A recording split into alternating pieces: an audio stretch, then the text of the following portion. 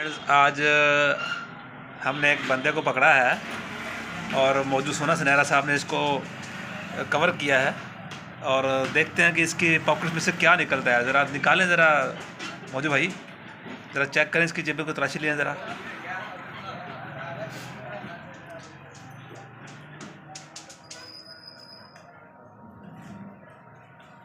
اوہ واو، اس کے پاس تو پرس نکلا ہے.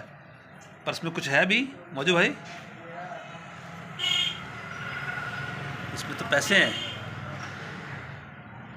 لگتا ہے کافی زیادہ مٹی بنا رکھی ہے جوان نے بھائی.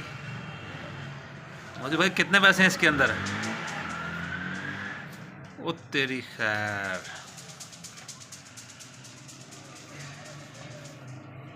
کتنا لے کے آیا؟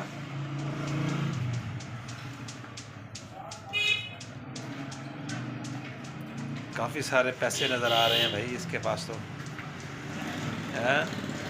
اچھی خاصی کمائی کر لیتے ہیں بھائی، کمال ہے بھائی ماشاء اللہ. 3400 روپیہ. 3400 روپیہ، واہ بھائی واہ.